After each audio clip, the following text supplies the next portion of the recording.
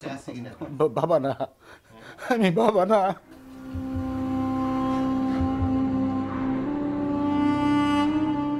আইনশৃঙ্খলা বাহিনীর সরবরাহ করা নিখোঁজের তালিকায় সাইফুল্লাহর বাবার নাম লেখা রয়েছে জনার্দন। কিন্তু জনার্দন দেবনাথ জানেন তার ছেলে জাপানে আছে। তবে গত প্রায় 7 মাস ধরে ছেলের সাথে যোগাযোগ নেই তাদের। সাংবাদিকদের কাছে তার প্রশ্ন, তাহলে আমার ছেলে কোথায়? নিখোঁজ হইব কীভাবে? আছে জাপান থাকে, তো জাপান তো প্রাইভেট ইউনিভার্সিটির টিচার, তো নিখোঁজ এটা তো কোনো বুঝতেছি না। জিনতপুর ইউনিয়নের হরুরা প্রাথমিক বিদ্যালয়ের পর লাউয়ের ফতেপুর উচ্চ বিদ্যালয়ে 6ষ্ঠ শ্রেণী পর্যন্ত পড়েছিলেন সজিত। এরপর সিলেট ক্যাডেট কলেজ থেকে মেধা তালিকায় স্থান নিয়ে এসএসসি ও এইচএসসি পাশ করে 2001 সালে জাপান সরকারের বৃত্তি নিয়ে জাপানে যান এবং সেখানকার এশিয়া প্যাসিফিক ইউনিভার্সিটিতে লেখাপড়া শেষে একটি বেসরকারি বিশ্ববিদ্যালয়ে অধ্যাপনা শুরু করেন। সজিত 2001 সালে জাপান যাওয়ার পর সেখানে স্থায়ী হন।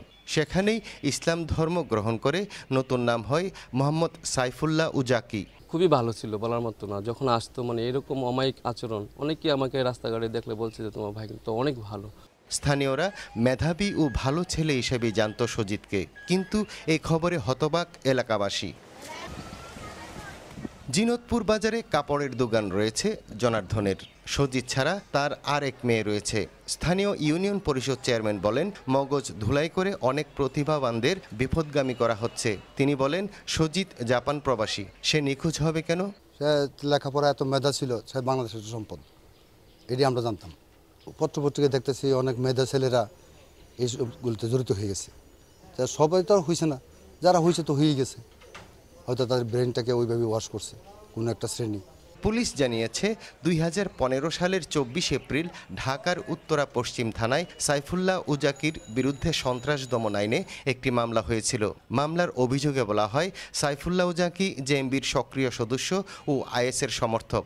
ওই মামলার তদন্তের সময় সজিত দেবনাথ ওরফে সাইফুল্লাহ উজাকির নাম ঠিকানা যাচাইয়ের জন্য ঢাকা থেকে নবীনগর থানায় রিপোর্ট চেয়ে পাঠানো হয়। তবে এ ব্যাপারে নবীনগর থানার ভারপ্রাপ্ত কর্মকর্তা ক্যামেরার সামনে কথা বলতে রাজি হননি।